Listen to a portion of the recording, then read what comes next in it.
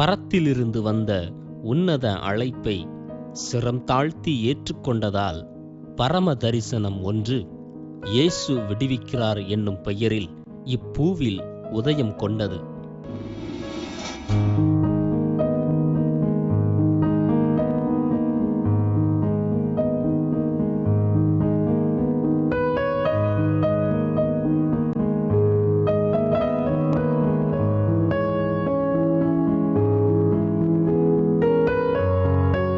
தமிழகத்தின் தென் மாவட்டங்களில் ஒன்றான தூத்துக்குடி மாவட்டத்தில் உள்ள நாலுமாவடி என்ற அழகிய கிராமத்தில் பக்தி வைராக்கியமுள்ள இயேசுவை அறியாத ஒரு குடும்பத்தில் 1954ஆம் ஆண்டு பிறந்தவர் தான் சகோதரர் மோகன் சி லாசரஸ் அவர்கள். 1968ஆம் ஆண்டு தனது 14வது வயதில் ஒரு கொடிய வியாதியினால் தாக்கப்பட்டு மரண படுக்கையில் கிடந்தவரை இயேசு கிறிஸ்து சந்தித்தார். சாமுவேல் என்னும் ஒரு தேவனுடைய பிள்ளை ஜெபித்த ஜெபத்தின் மூலமாய் மரண படுக்கையில் இருந்து சுகம் பெற்றார் சகோதரர் மோகன் சி லாசரஸ் அவர்கள். அப்பொழுதுதான் இயேசு கிறிஸ்துவே மெய்யான தேவன் என்பதை சகோதரர் அவர்கள் அறிந்து கொண்டார்கள். 1972ஆம் ஆண்டு மார்ச் மாதம் 18ஆம் தேதி அன்று அதிகாலை 4 மணிக்கு நீ சாகாதபடி நான் உன் பாவங்களை மன்னித்தேன் என்று இயேசு கிறிஸ்து சகோதரர் அவர்களிடம் பேசி ரட்சிப்பின் நிச்சயத்தை கொடுத்தார். 1974ஆம் ஆண்டு தன்னுடைய 20வது வயதில் கர்த்தர் தமது ஊழியத்திற்கென்று சகோதரரை அழைத்தார். மேலும் 3 ஆண்டுகள் சென்னையில் வேதாகம கல்லூரியில் படிக்க கர்த்தர் வழிநடத்தினார். இறையியல் படிக்கும் நாட்களில் எல்லா தேவைகளுக்காக விசுவாசத்தோடு கர்த்தரை சார்ந்து கொள்ள பழக்கினார். 1977ஆம் ஆண்டு சேலம் மாவட்டத்தில் உள்ள ஏற்காடு மலையில் ஒரு நாள் அதிகாலை நேரம் மலை உச்சியில் தனித்து தேவ சமூகத்தில் காத்திருந்த பொழுது இயேசு விடுவிக்கிறார் என்ற பெயரை ஊழியத்திற்காக கர்த்தர் கொடுத்தார். முழு நேரமாக ஊழியம் செய்ய வேண்டும் என்ற அழைப்பு வந்தவுடன் சென்னையை மையமாக வைத்து ஊழியம் செய்ய பெற்றோர்கள் ஆலோசனை கொடுத்தார்கள். ஆனால் கர்த்தரோ வேறு சித்தம் கொண்டு உன் சொந்த கிராமத்திற்கு போ, அங்கிருந்துதான் என் ஊழியத்தை நீ நிறைவேற்ற வேண்டும் என்று திருவுளம் பற்றினார். ஆண்டவருடைய வார்த்தைக்கு அப்படியே கீழ்ப்படிந்து சொந்த கிராமமாகிய நாலுமாவடியில் இருந்து கொண்டு ஆரம்ப காலத்தில் அழைக்கப்படுகின்ற சபைகளில் சென்று ஊழியம் செய்தார்கள். மீதியான நேரங்களில் வனாந்திர பகுதிக்கு சென்று பல மணி நேரங்கள் தேவ சமூகத்தில் காத்திருந்தார்கள். வனாந்திரத்தில் ஒரு நாள் ஜெபித்துக் கொண்டிருந்த போது சகோதரர் மோகன் சி லாசரஸ் அவர்கள் நிறைவேற்ற வேண்டிய அநேக காரியங்களை குறித்து தரிசனமாக கர்த்தர் காண்பித்தார். அன்று காண்பித்த தரிசனங்களைத்தான் கடந்த 35 ஆண்டுகளாக இவ்வூழியத்தில் காலம் காலமாக நிறைவேறி வருகிறது. ஆம், அழைத்த தேவன் உண்மையுள்ளவர். அன்று விதைக்கப்பட்ட விதை இன்று ஆலமரம் போல் பல விழுதுகளுடன் செழித்து காணப்படுகிறது. கர்த்தருடைய கட்டளைகளுக்கு கீழ்ப்படிந்து 1978ஆம் ஆண்டு அக்டோபர் மாதம் 2ஆம் தேதி நாலுமாவடியில் ஒரு சிறிய வீட்டின் திண்ணையில் வைத்து இயேசு விடுவிக்கிறார் ஜெபக்குழு ஆரம்பிக்கப்பட்டது.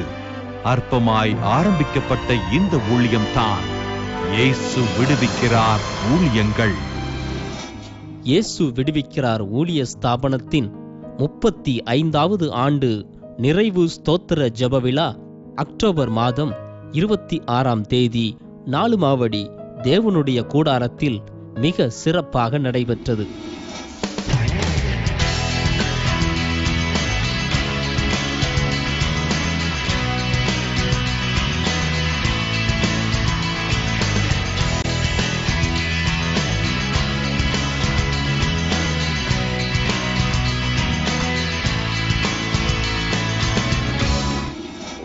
வருஷம் ஊழியத்தில் எங்கள் குடும்பத்தில் நாங்கள் அநேக ஆசீர்வாதங்களை இந்த ஊழியத்து மூலமாக பெற்றிருக்கோம். இது மூலமாக அநேக ஆத்துமாக்கள் சந்திக்கப்படுது. பிரதருடைய செய்தி ரொம்ப மனசு தொட்ட செய்தியாக இருக்கு. ரொம்ப நம்பிக்கை கொடுக்கக்கூடியதாக இருக்கு. எப்படின்னா அநேகருக்கு இது மிகுந்த ஆசீர்வாதமாக இருக்குது. ஊழியத்தை குறித்து ரொம்ப சந்தோஷமா இருக்குங்க. இங்கே வந்தால் எங்களுக்கு ஒரு ஆறுதலாக நல்ல சந்தோஷமாக இருக்குதுங்க. இந்த ஊழியம் இன்னும் நல்லா வளரணும். உண்மையான ஒரு ஊழியம் இது. இந்த ஊழியம் எங்களுக்கு ரொம்ப பிரயோஜனமாக இருக்குது. இந்த ஊழியத்திலேருந்து பெரிதளவில் என்ன புரிஞ்சுக்கிட்டோம் அப்படின்னா, எல்லாருமே ஆண்டவருடைய பணியை கட்டாயமாக செய்யணும் அப்படின்றத தெரிஞ்சுக்கிட்டோம். சகோதரர் சாம் ஜபராஜ் அவர்களின் ஜெபத்தை தொடர்ந்து விழா ஆரம்பமானது. சகோதரர் ஜெயசிங் அவர்களோடு இணைந்து சகோதரர் ஜான் பன்னீர்செல்வம் அவர்கள் பாடல் ஆராதனை வேளைகளை நடத்தினார்கள். பொம்மை எப்படி நான் பாடுவேன், எல்லாரும் சொல்லுங்க, என்ன சொல்லி நான் துதிப்பேன். ஹல்லேலூயா ஹல்லேலூயா ஆமென், ஹல்லேலூயா ஆமென், ஹல்லேலூயா ஹல்லேலூயா ஆமென், ஹல்லேலூயா ஆமென். இயேசு விடுவிக்கிறார் ஊழியத்தின் கருத்து பாடல்களை பாடல் குழுவினர் பாடினார்கள்.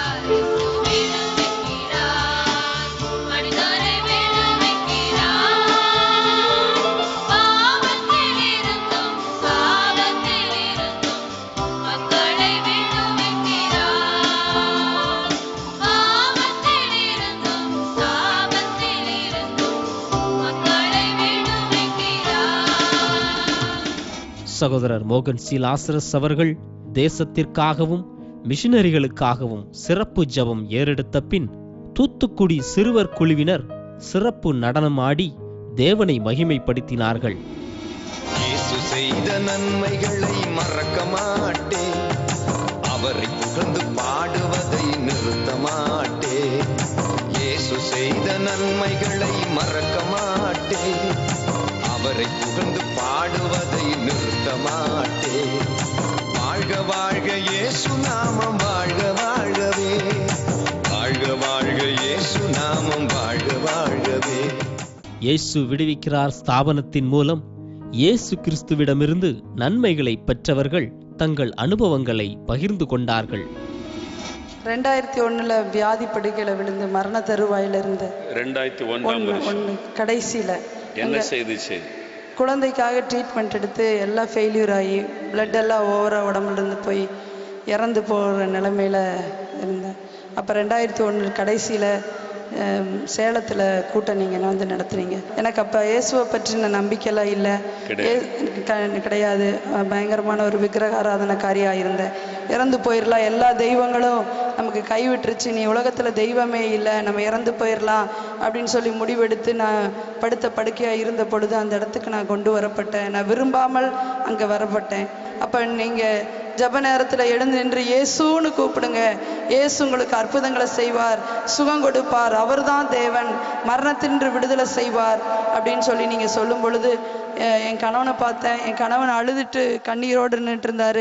நமக்காக நம் கணவன் அழுகும்போது நம்மளும் இயேசுன்னு கூப்பிட்டு தான் பார்க்கலாமே அப்படின்னு சொல்லிட்டு கண்களை மூடி ஒரே வார்த்தை இயேசு அப்படின்னு சொல்லி கூப்பிட்டேன். கூப்பிடும் பொழுது ஆண்டவர் பெரிய வெளிச்ச வட்டத்தில் வானத்தில் நின்றிருந்து ஆண்டவர் என்னிடத்துல பேசினார். மகளே, உனக்காக மரித்து 3ஆம் நாளில் உயிரோடு இருக்கிறேன், நான் தான் தேவன், எனக்கு முன் தேவன் இல்லை, எனக்கு பின் இருப்பதும் இல்லைன்னு ஆண்டவர் பேசினார். நான் கைகள் கால்கள் பலன் கொண்டு பெரிய ஒரு சந்தோஷத்தையும் இயேசு உயிரோடு இருக்கிறார் என்கிற காரியத்தை நான் உணர்ந்து கொண்டேன். திரும்பவும் இந்த 4 மாடியில் ஜெபிக்கும் பொழுது அருமை ஐயா மூலம் உன் இருதயத்தில் வாழ்நாளெல்லாம் நீ மகிழ்ந்திருக்கும்படி உனக்கு நான் அற்புதத்தை செய்கிறேன்னு சொன்னார். அந்த நாளிலே எனக்கு ஒரு தாய்மைக்குரிய காரியங்கள் என்னோட சரீரத்தில் உண்டானது. ஆண்டவர் எனக்கு பெரிய ஒரு அற்புதம் செய்து 17 வருடங்களுக்கு பிறகு காத்திருந்த இந்த அடிமைகளுக்கு ஆண்டவர் இந்த சாமுவேலை கொடுத்து எங்கள் வாழ்க்கையை ருசியுள்ளதாய் மாற்றி சாட்சியாய் நிறுத்தின தேவனுக்கு மகிமை செலுத்துகிறோம். பல வருடங்களுக்கு முன்பாக 1996 வருஷம் ஒரு 1.5 லட்ச ரூபா கடன் பிரச்சனையில் ட்ரெயினில் விழுந்து சாக போகணும். அந்த முடிவில் தான் அந்த முடிவை எடுத்தேன். எவ்வளவோ குறி சொல்லி ஜாதகம் பார்த்து நிறைய புண்ணிய ஸ்தலங்களுக்கெல்லாம் சென்று யார்கிட்டலாமல் உதவிலாம் கேட்டு பார்த்தா எந்த ஒரு மனிதர் கூட எனக்கு செய்யலை. இந்த சூழ்நிலையில் தற்கொலை தான் முடிவு என்ற சூழ்நிலையில் ட்ரெயினில் விழுந்து செத்துடணும் அப்படிங்கிற சூழ்நிலையில் தான் நான் பஸ்ஸில் பிரயாணம் பண்ணி கொண்டிருந்தேன்.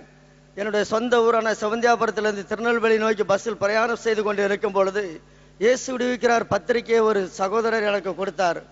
பஸ்ஸில் வந்தது யாருன்னு எனக்கு தெரியாது. இந்த பத்திரிக்கை மட்டும் என் கையில் கிடச்சிது. ஆனால் நான் அந்த பத்திரிக்கையை புரட்டி படித்து அதில் ஒரு சாட்சி புரட்டினோடனே அந்த சாட்சிகள் பக்கம் தான் எனக்கு வந்தது.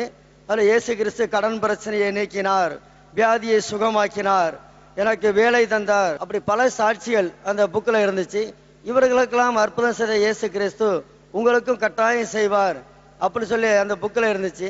நான் அந்த புக்கு படிக்கிற அன்னைக்கு தான் அந்த திறப்பின் வாசல் ஜபம். அப்படி என்னதான் அங்கே நடக்க பார்ப்போம் சொல்லி என்னுடைய தற்கொலை முடிவை மாற்றிட்டு நேர நான் 4 மாடி நோக்கி நான் பஸ்ஸில் பிரயாணப்பட்டு வந்தேன். கூட்டத்தில் கலந்து கொண்டேன். கடைசியாக பிரதர் ஜபிக்கும்படியாக எல்லாரும் எழுந்து நின்னுங்க அப்படின்னு சொல்லி சொன்னாங்க. நானும் எழுந்து நின்று இயேசுவேன்னு நான் கதறி அழுதேன். அந்த சூழ்நிலையில் பிரதர் ஒரு சகோதரன் 1.5 லட்ச ரூபாய் கடன் பிரச்சனையில் ட்ரெயினில் வந்து நீங்கள் சாக போனீங்க, கர்த்தர் தான் உங்களை இந்த இடத்துக்கு கொண்டு வந்திருக்காருன்னு சொல்லி வெளிப்படுத்தி சொன்னாங்க. அப்படியே அந்த கரம், இயேசுவின் கரம் என் மீது நான் வைக்கப்படுவதை நான் உணர்ந்தேன். அப்பொழுது எனக்கு என்ன கிடைத்ததோ கிடைக்கவில்லையோ எனக்கு மனதிற்கு சந்தோஷமும் சமாதானமும் கிடைத்தது. இன்றைக்கு என்னுடைய வாழ்க்கையில எல்லா கடன் பிரச்சனை நீங்கி இன்னைக்கு குடும்பமா நாங்க சந்தோஷமா இருக்கோம். ஊழியத்தை நேசித்து ஆதரிக்கிற அரசியல் தலைவர்கள், அரசாங்க அதிகாரிகள்,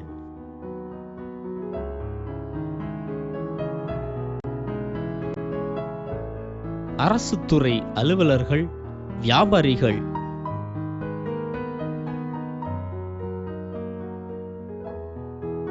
ஊர் பொதுமக்கள், சபை தலைவர்கள், ஊழிய தூண்கள் கௌரவிக்கப்பட்டனர். தொடர்ந்து இயேசு விடுவிக்கிறார் ஊழியத்திற்காகவும் சகோதரர் மோகன் சிலாசரஸ் அவர்களுக்காகவும் திறப்பிலே நின்று ஜெபிக்கும் ஜெப சேனை ஜெப வீரர்கள் மேடைக்கு அழைக்கப்பட்டு கௌரவிக்கப்பட்டனர். ஊழியத்தில் 25 ஆண்டுகளுக்கு மேலாக பணியாற்றியவர்கள் மற்றும் ஊழிய தலைவர்கள்,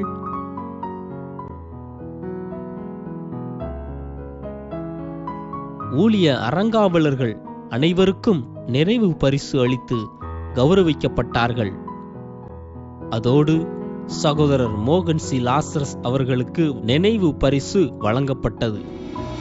மட்டுமல்லாமல் சுவிசேஷகர்கள் ஐக்கியத்தின் சார்பாக நினைவு பரிசும் விசேஷமாக சிறப்பு ஜெபமும் ஏறெடுக்கப்பட்டது. இறுதியாக சகோதரர் மோகன் சி லாசரஸ் அவர்கள் சொன்னதை செய்யும் தேவன் என்ற தலைப்பில் கர்த்தருடைய வார்த்தையை பகிர்ந்து கொண்டு கூடி வந்திருந்த திரளான ஜனங்களின் ஆசீர்வாதத்திற்காக ஜெபங்களை ஏறெடுத்தார்கள். ஆதியாகமம் 28ஆம் அதிகாரம் 15வது வசனம். நான் உன்னோடே இருந்து நீ போகிற இடத்திலெல்லாம் உன்னை காத்து இந்த தேசத்துக்கு உன்னை திரும்பி வர பண்ணுவேன். நான் உனக்கு சொன்னதை செய்யும் அளவும் உன்னை கைவிடுவதில்லை. நான் உனக்கு சொன்னதை செய்யும் அளவும் உன்னை கைவிடுவது இல்லை. ஆண்டவர் ஒரு அற்புதமான வாக்கு கொடுக்கிறார். என் மகனே, என் மகளே, நான் உனக்கு சொன்னதை செய்யும் அளவும் நான் உன்னை கைவிடுவது இல்லை. முதல்ல நான் விரும்பல முழு நேர ஊழியத்திற்கு ஏதாவது வேலை செய்து கொண்டு ஞாயிற்றுக்கிழமை உமக்கு ஊழியம் செய்வேன்னு சொன்னேன். ஆனால் கர்த்தர் விடவில்லை. ஆண்டவருடைய அழைப்பு நிமித்தம் என்னை ஒப்பு கொடுத்தேன். இயேசு பிரத்யட்சமாய் சந்தித்தார். தேவனுடைய சத்தம் இடி முழக்கத்தை போல வந்தது. பிதாவாகிய தேவனுடைய அந்த சத்தத்தை நான் கேட்க முடிந்தது. அப்போ ஆண்டவர் என்னோடு பேசி கொண்டிருக்கும்போது ஒரு காரியத்தை கேட்டேன். ஆண்டவரே, எனக்கு ஊழியன்னா என்னன்னு தெரியாது, பிரசங்கம் பண்ண தெரியாது, வேதத்தை பற்றி முழுமையாக தெரியாது, நான் என்ன செய்ய முடியும் என்பதான ஒரு கேள்வியை நான் ஆண்டவரிடத்தில் கேட்டேன். அப்போ ஆண்டவர் சொன்னார், சங்கீதம் 32:8 அந்த வசனத்தை அப்படியே என்னோடு பேசினார். உன் மீது என் கண்ணை வைத்து நான் உனக்கு ஆலோசனை சொல்லுவேன், நீ நடக்க வேண்டிய வழியை நான் உனக்கு காட்டுவேன். ஆண்டவர் சொன்னார் என்னை பார்த்து, நீ ஒன்றும் செய்ய வேண்டாம், நான் சொல்லுவதை மாத்திரம் செய். நான் உனக்கு என்ன சொல்கிறேனோ அதை மாத்திரம் நீ செய்தால் போதும், அதுக்கு மேலே ஒன்றும் செய்ய வேண்டாம். நான் உனக்கு போதிப்பேன், நான் உன்னை கைட் பண்ணுவேன், உன்னை வழி நடத்துவேன் அப்படின்னு எனக்கு வாக்கு கொடுத்தார். பாருங்க, ஆண்டவர் இன்றைக்கு வரைக்கும் என்னை வழி நடத்தி கொண்டிருக்கிறார். இன்றைக்கு வரைக்கும் 1979ஆம் வருஷம் முதல் சகோதரர் தினகரன் அவர்களை சந்திக்கிற, நேரடியாய் பேசுகிற வாய்ப்பு எனக்கு கிடைத்தது. பிரதருக்கு நான் ஒரு கடிதம் எழுதியிருந்தேன். என்னை உடனே சென்னைக்கு வர சொன்னார்கள். நான் சென்னையில் போய் அவளை ஏசழைக்கிறார் அலுவலகத்தில் பார்த்தேன். என்கிட்ட ஒரு மணி நேரம் பேசிக்கொண்டே இருந்தாங்க. பிரதர், நான் இப்போ தான் ஊழியத்துக்கு வந்திருக்கிறேன், எனக்கு ஏதாவது ஒரு ஆலோசனை சொல்லுங்கள் அப்படின்னு கேட்டேன். அவனை பார்த்து சிரித்து கொண்டே சொன்னாங்க, தம்பி, சின்ன காரியமானாலும் சரி, பெரிய காரியமானாலும் சரி, ஆண்டவரிடத்தில் கேட்டு இயேசு சொல்லுகிறபடி செய்யுங்க. அவ்வளோதான் அவங்க கொடுத்த ஆலோசனை. இயேசு சொல்லுகிறபடி செய்யுங்க. இயேசு என் ஆண்டவர் எனக்கு கொடுத்த வாக்கு தத்துவம், நான் உனக்கு சொல்லுவேன், நான் சொன்னதை மாத்திரம் செய்தால் போதும். இன்றைக்கு வரைக்கும் அவர் நடத்துகிறார். ஆண்டவர் தான் என்னை வழி நடத்துகிறார். இன்றைக்கு வரைக்கும் நான் ஆண்டவரிடத்தில் போய் கேட்கிறேன், ஆண்டவரே நான் என்ன செய்யணும்? ஒவ்வொரு சின்ன காரியத்திலும் பெரிய காரியத்திலும் அவர் கண்ணை வைத்து ஆலோசனை கொடுத்து அற்புதமாய் நடத்தி கொண்டு வருகிற தேவன். அதனால தான் இந்த ஊழியம் இதுவரைக்கும் மகிமையாய் அவரால் நடத்தப்பட்டு கொண்டு வருகிறது. நானாக விருப்பப்பட்டு எதையும் செய்வது இல்லை. ஆண்டவரிடத்தில் சொல்லிடுவேன், ஆண்டவரே, நான் ஆசைப்பட்டு விருப்பப்பட்டு ஏதாவது செய்தா நீர் தடுத்து விடும், அதை தடை பண்ணி விடும். ஆண்டவரே, அதை நீர் ஆசீர்வதித்து விடக்கூடாது, உம்முடைய சித்தம்தான் இந்த ஊழியத்திலே நிறைவேற்றப்பட வேண்டும் என்று ஆண்டவர் இதுவரைக்கும் தான் வாக்கு கொடுத்தபடி என்னை அற்புதமாய் வழி நடத்தி கொண்டு வருகிறார். இரண்டாவது, அன்றைக்கு ஆண்டவரோடு நான் பேசும்போது, ஆண்டவர் என்னை ஊழியத்துக்கு அழைக்கும் போது, ஆண்டவரோடு நான் ஒரு உடன்படிக்கை, ஒரு காரியத்தை பேசினேன். ஆண்டவரே, நான் ஊழியத்துக்கு வருகிறேன், எங்கள் வீட்டில் எல்லாரும் இந்துக்கள், அவங்களுக்கு ஊழியத்தை பற்றியெல்லாம் ஒன்றும் தெரியாது. அப்போ என்னுடைய சொந்த தேவைக்கு எனக்கு ஒரு ஷர்ட் வேணும், ஒரு பேண்ட் வேணும், எனக்கு சாப்பிடணும், ஒரு பேஸ்ட் வாங்கணும், என் சொந்த தேவைக்கு நான் என்ன பண்ணுறது? நான் ஆண்டவரை பார்த்து சொன்னேன், எங்கள் அப்பா அம்மாட்ட கேட்க மாட்டேன், நான் எந்த மனுஷரிடத்திலும் போய் கேட்க மாட்டேன், உம்முடைய ஊழியத்துக்கு செய்கிறதுக்கு தானே என்னை கூப்பிடுகிறீர். அப்போ நீர் தானே என் தேவையெல்லாம் சந்திக்கணும், அப்போ நீர் தானே இதற்கு பொறுப்பு. அதனால என் தேவைக்கு நான் உண்மை தான் சார்ந்து நிற்பேன், நீர் தான் எனக்கு பொறுப்பு என்று நான் சொன்னேன். அந்த 75வது வருஷம், அந்த பிகினிங், ஒப்பு கொடுத்த அந்த ஆரம்ப நாட்கள், அப்போ ஆண்டவர் என்னை பார்த்து சொன்னார், நாளை தினத்தை குறித்து நீ கவலைப்படாதே, அன்றன்றைக்கு உன் தேவைகளை நான் சந்திப்பேன், உனக்கு என்ன வேணுமோ நான் சந்திப்பேன், உன் குடும்பம், உன்னுடைய ஊழியம் என்ன தேவைனாலும் நான் சந்திப்பேன். நாளை தினத்தை குறித்து நீ கவலைப்படக்கூடாது, அன்றன்றைக்கு உன் தேவைகளை நான் சந்தித்து தருவேன் அப்படின்னு கர்த்தர் எனக்கு வாக்கு கொடுத்தார். அப்போ நான் சென்னையில் இருந்தேன், பைபிள் காலேஜில் படித்து கொண்டு இருந்தேன். மாதம் 20 ரூபாய் பணம் கட்டணும், எங்கிருந்து வரும் தெரியாது. கர்த்தரையே நான் நோக்கி இருப்பேன், 20 ரூபா வேணும் ஆண்டவரை ஃபீஸ் கட்டணும்னு சொல்லி. யாருக்கிட்ட இருந்து வரும், எப்படி வரும் தெரியாது. ஆனால் கர்த்தர் ஏற்ற வேளையில் யாரையாவது அனுப்பி என் தேவையை சந்திப்பார். மெட்ராஸ் பீச்சில் ஒவ்வொரு சனிக்கிழமையும் காஸ்பல் மீட்டிங், நாங்கள் ஒரு 4-5 பேர் போயிருப்போம். அதெல்லாம் கூட்டம் முடிஞ்ச உடனே அவங்கவுங்க கிட்டார் எடுத்துக்கிட்டு எல்லாம் எடுத்துக்கிட்டு கிளம்பிடுவாங்க. நான் அங்கேருந்து பிரசவாகத்துக்கு வரணும், பஸ்ஸுக்கு காசு இருக்காது, டவுன் பஸ்ஸுக்கு காசு இருக்காது, நடந்து வருவேன் அங்கேருந்து. அந்த நாளில் காஃபி 25 பைசா, ஒரு காஃபி டீ 25 பைசா, 25 பைசா என்கிட்ட கிடையாது. அதனால் ஒரு காஃபி வாங்கி குடிக்க முடியாது, அவ்வளோ டயர்டாக இருக்கும். அங்கிருந்து ரோட்டோரமாக பாட்டு பாடி ஆண்டவரை துதித்து கொண்டே நடந்து வருவேன். ஒரு கஷ்டம் இல்லாமல் நான் வளர்ந்தேன். பசின்னா என்னன்னு தெரியாது, கஷ்டம்னா என்னன்னு தெரியாது. எங்கள் வீட்டில் எங்களை அவ்வளவு நல்ல சாப்பாடு, நல்ல காரியத்தோடு எங்களை வளர்த்தார்கள். ஆனால் ஒரு காஃபி வாங்கி குடிக்கூட எனக்கு வழி கிடையாது, கையில் ஒரு பைசா கிடையாது. அதனால் அந்த ரோட்டோரமாக நடந்து வரும்போது ஆண்டவரை துதித்து கொண்டே சந்தோஷமாய் மகிழ்ச்சியோடு வருவேன், முறுமுறுத்து கொண்டு அல்ல. கர்த்தர் என்னை அந்த 3.5 வருட காலம் மிகுந்த நெருக்கத்தில் நடத்தினார்.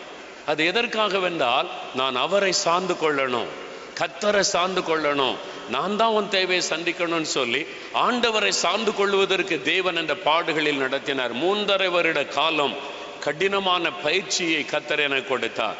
இந்த தேவனுடைய வீடு கட்டப்படும் போது, இந்த ஊழியம் இங்கே ஸ்தாபிக்கப்பட்டு, இந்த திறப்பின் வாசல் ஜெபம் ஏற்படுத்தப்பட்ட போது, மத்தேயு 11:5 வசனத்தை வாக்குத்தத்தமாய் ஆண்டவர் கொடுத்தார். ஆண்டவர் சொன்னார், நாம் ஒரு வாக்குத்தத்தம், குருடர் பார்வை அடைகிறார்கள், சப்பானிகள் நடக்கிறார்கள், குஷ்டரோகிகள் சுத்தமாகிறார்கள், செவிடர் கேட்கிறார்கள், மரித்தோர் எழுந்திருக்கிறார்கள், தரித்திரருக்கு சுவிசேஷம் அறிவிக்கப்படுகிறது. இதுக்கு தான் இந்த ஊழியம், இதுக்கு தான் இந்த தேவனுடைய வீடு, இதுக்கு தான் நான் இந்த திறப்பின் வாசல் ஜெபம் எனக்கு வாக்கு கொடுத்தார். ஒரு சொன்னார், ஆண்டவர் சொல் தவறாத தேவன். இந்த இடத்துல என் நாமத்தினாலே குருடர் பார்வை அடைவாங்க, சப்பானிகள் நடப்பாங்க. அதாவது இந்த மாதிரி அற்புதங்கள் நடக்கும். ஆண்டவர் சொன்னது அற்புதங்கள் நடக்கும், நான் அற்புதங்களை செய்வேன். அதான் வாக்குத்தத்தம். எனக்கு சொன்னார், உனக்கு நான் எப்படி புது இருதயம் கொடுத்தேனோ அதே மாதிரி யார் யார் உறுப்புகள் பாதிக்கப்பட்டு எந்தெந்த உறுப்புகள் பாதிக்கப்பட்டு வருகிறார்களோ நான் புதிதாக்குவேன் என்று வாக்கு கொடுத்தார். அவர் சொல் தவறாத தேவன்.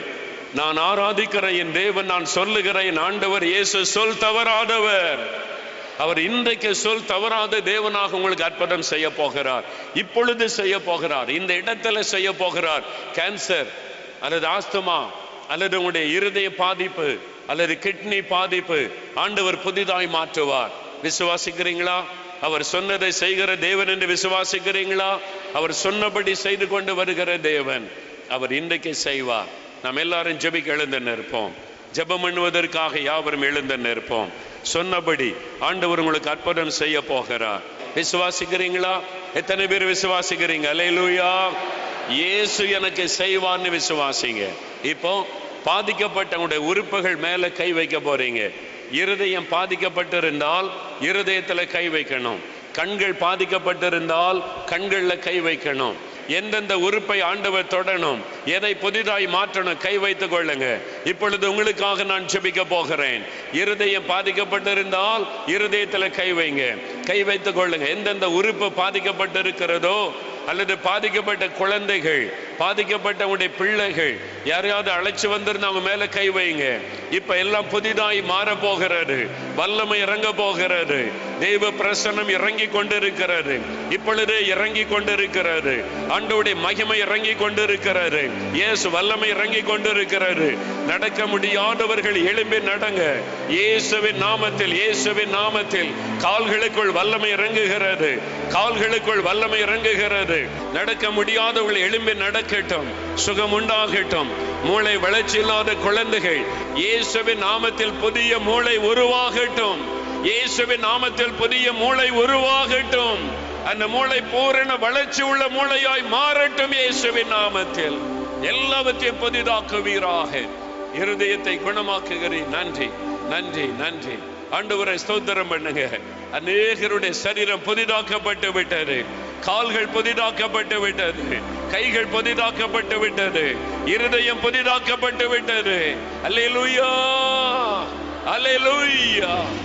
இந்த சிறப்பு கூடுகையில் சிறப்பு அம்சமாக ஊழியத்தின் அனைத்து ஊழிய பிரிவுகளின் செயல்பாடுகள் குறித்து ஆவணப்படங்களாக தயாரித்து திரையிடப்பட்டு ஸ்தோத்திர ஜெபம் ஏறெடுக்கப்பட்டது.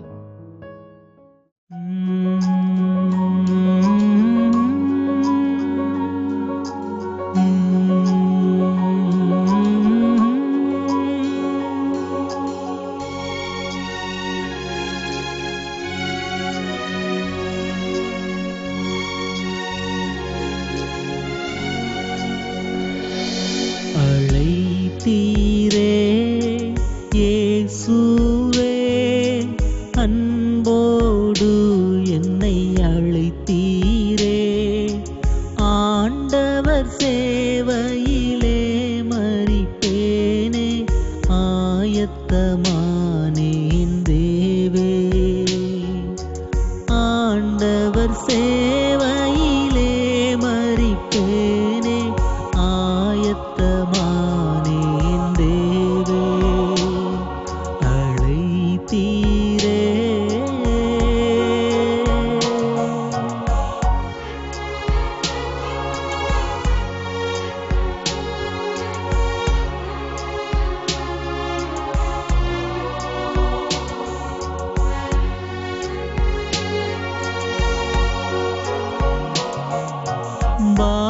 பாக்கியமான சேவையிலே பாதம் பணிந்தே செய்திடுவேன்.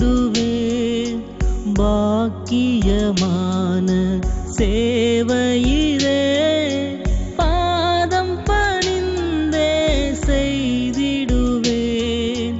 ஆயுள் முடியும் வரை கிறிஸ்தேசு வருகை வரை அன்பு